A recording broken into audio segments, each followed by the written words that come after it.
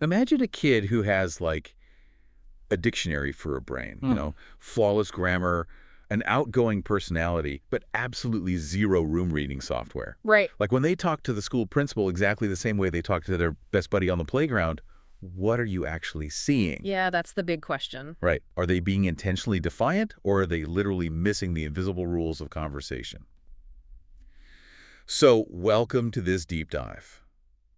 Today, we are decoding a behavioral landscape that completely dismantles that neat little binary system of good behavior versus bad behavior. It really does. We're pulling from an incredibly insightful briefing on navigating social pragmatic communication disorder, Mm. or SPCD in school settings. Mm. And to understand how we actually catch these kids before they fall through the cracks, we're looking at the comprehensive K-12 support framework provided by MentalSpace School down in Georgia. Yeah, as a blueprint for modern systemic intervention. Exactly. So whether you're a parent, an educator, or just, endlessly curious about how humans connect, this deep dive is going to fundamentally change how you view what we so easily label as rude or immature. What's fascinating here is the core tension driving all of this. I mean, it's the profound difference between having the right words and actually knowing how to use them in a social context. Right. It is a distinction we rarely make in everyday life because, well, for most people, social pragmatics is an automatic background process. You don't even think about You it. just do it. Exactly.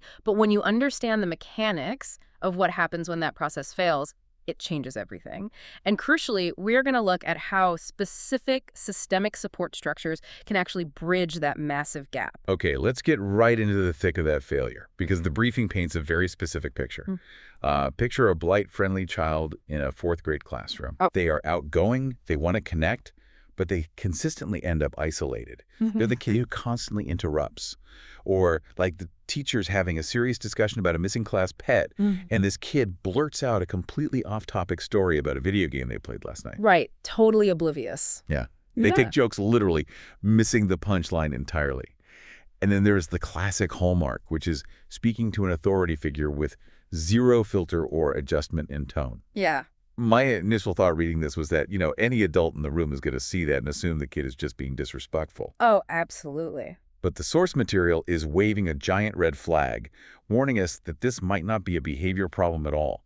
It could be SPCD. Yeah, and the mechanics of the condition are what make it so confusing for observers. I mean, SPCD affects the social use of language, even when the child's raw vocabulary and grammar are perfectly intact.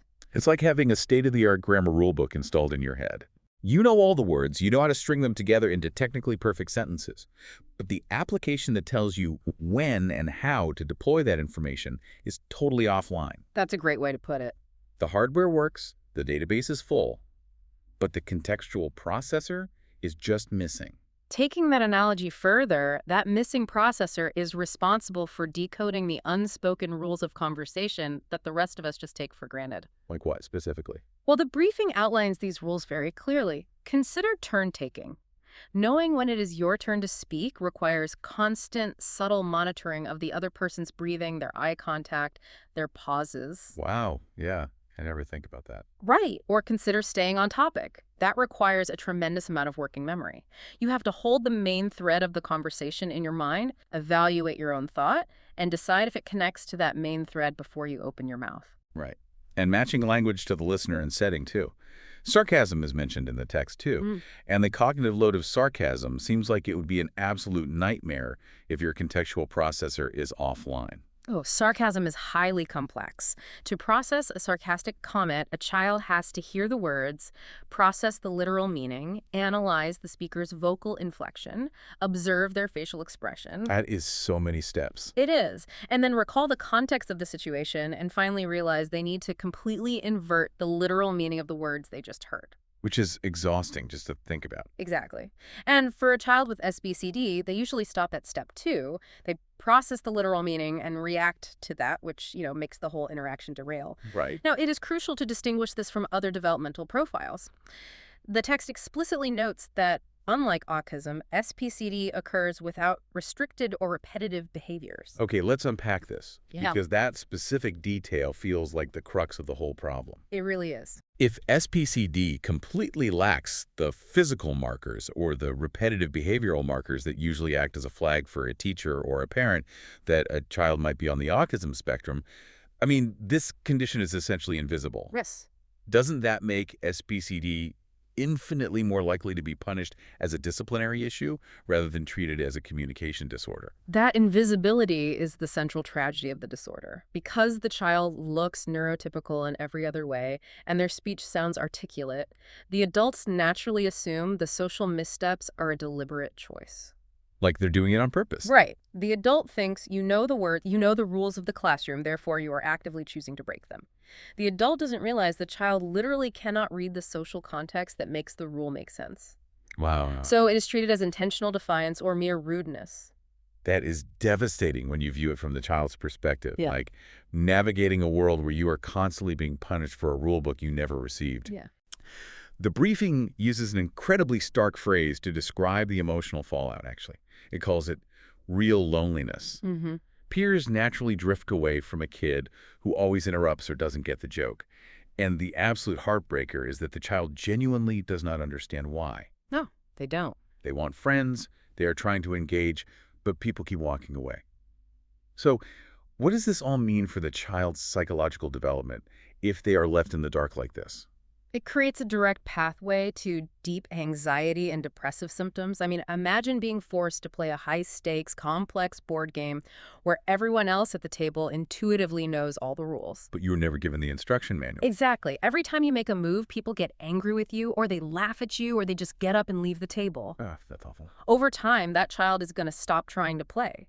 They internalize that constant rejection as a fundamental, unfixable flaw in themselves. But, the vital hopeful pivot in our source material is that this is not a fixed trajectory. Right. This is entirely addressable. Yeah, the briefing outlines very specific remedies. It is not just about pulling the kid aside and giving them a pep talk about being polite. No, not at all. The text lists targeted speech-language therapy that is hyper-focused on social communication, alongside dedicated social skills coaching, and vital emotional support to handle that specific loneliness we just discussed. Right. It makes me think of it like learning the deep cultural etiquette of a foreign country, rather than just memorizing the vocabulary. That's a perfect analogy. You can't just read a book to learn how far away to stand from someone in a different culture, or the specific rules of eye contact. You need a highly specialized cultural tutor to guide you through it in real time, pointing out the nuances you are missing. You absolutely need a guide.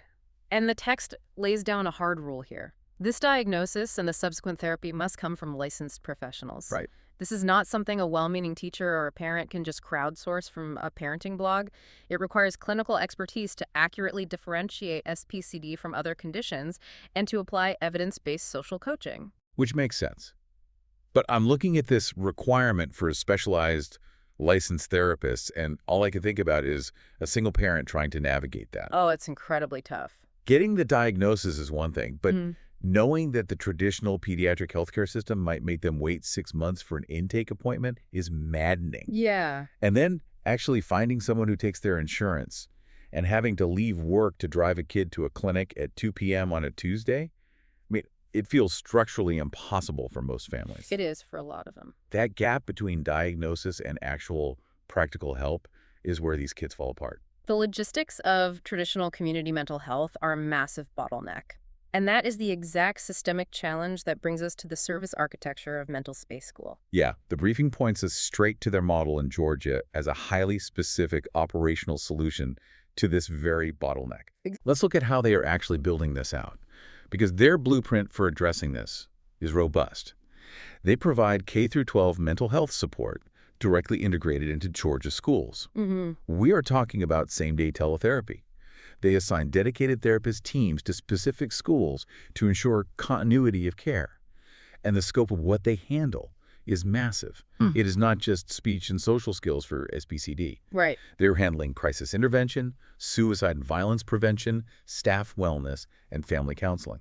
It is a fully integrated ecosystem of care. The same-day teletherapy component mechanically solves the timeline issue we just discussed. Yeah. Instead of a child waiting 3 to 6 months for an initial intake appointment while their school year completely unravels, teletherapy integrated into the school environment capitalizes on the place where the child already spends the majority of their waking hours. Here's where it gets really interesting, though. I'm trying to picture the logistics of a low-income family actually accessing this.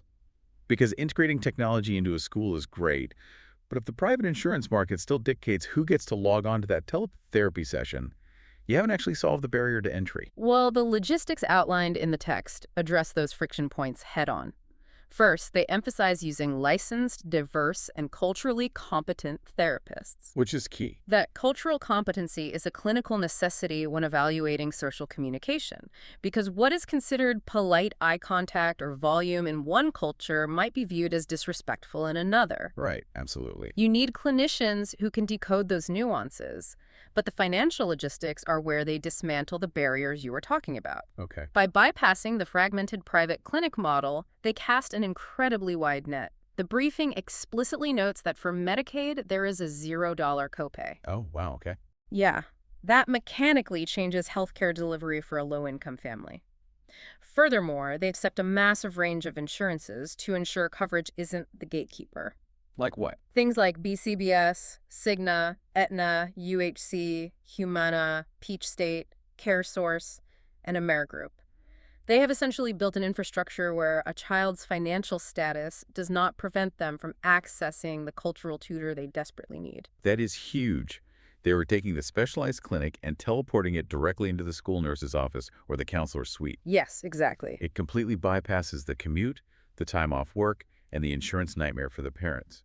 But there's another layer that briefing mentions. It talks about compliance, specifically HIPAA and FERPA, which govern medical and educational privacy. Right. But it also explicitly mentions support for something called HB 268 compliance, with a looming deadline of July 2026. If we connect this to the bigger picture of education policy, we have to look at what HB 268 actually demands of a school. For those who don't closely track Georgia state legislature, HB 268 is a law that essentially forces schools to have formalized, actionable protocols for student mental health crises, threat assessment, and suicide prevention.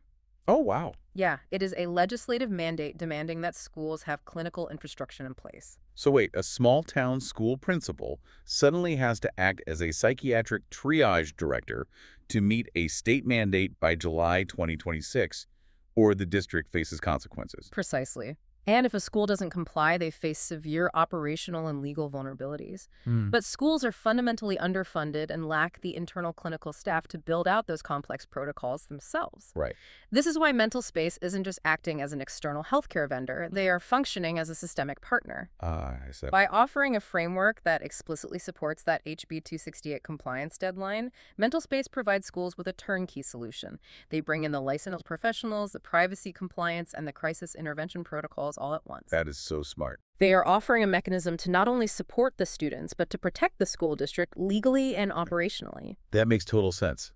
They are taking the clinical and legislative burden off the school administrators so the educators can just focus on educating. Exactly. As we pull all these threads together, let's just summarize the journey of this deep dive. We started by recognizing the incredibly subtle, often invisible signs of social pragmatic communication disorder. Great. We learned to differentiate it from autism and intentional rudeness, identifying it as a missing contextual processor where the grammar is fine, but the social application is completely offline. We confronted the profound emotional toll this takes, like the real loneliness of a child who desperately wants to connect but keeps getting rejected without knowing why. Yeah, and we moved from the isolation of the individual disorder to the concrete reality of systemic solutions. We examined how comprehensive, accessible teletherapy frameworks using MentalSpace School as our case study provide a mechanical lifeline for Georgia schools. By breaking down financial, geographic, and logistical barriers with $0 Medicaid copays and immediate on-site access to culturally competent professionals, they are redefining how care is delivered. So to you, our listener, the biggest takeaway from the briefing today is this. If you recognize these traits in a child, whether it is your child, a student in your classroom, or a kid you coach, You do not have to keep struggling alone. Absolutely not. They do not have to be isolated. There are licensed professionals ready to decode those invisible rules for them. The text urges action, noting you can explore this framework by reaching out directly to MentalSpace School at mentalspaceschool.com or via email at mentalspaceschool@shoritherapy.com. Yeah. The infrastructure exists to help. It is a powerful reminder that behavior is always communicating something, even if the communication mechanism itself is what is broken. And this raises an important final question for you to mull over as we wrap up. Okay, let's hear it. We have spent this time analyzing how children navigate these unspoken rules of turn-taking, decoding hints, and grasping tone. We recognize that for them, social communication is a highly complex, learned skill rather than some innate measure of their character. Right. If we accept that social pragmatics is a specific software that requires installation, updating, and sometimes professional troubleshooting for children, Yeah. how might that change the grace and patience we extend to the adults in our own lives? Oh, wow. Think about the awkward coworker, the rude neighbor, or the person who always seems to completely derail a professional meeting. Yeah. Could some of the difficult adults we encounter daily simply be navigating life without the rule book too? It completely changes the lens through which we view everyday human interaction. That is going to stick with me. It completely flips the script on how we judge the people around us. Are they being difficult, or did they just never get the room reading software installed? Thank you so much for joining us on this deep dive. Keep asking questions, keep looking past the surface behavior, and we will catch you on the next one.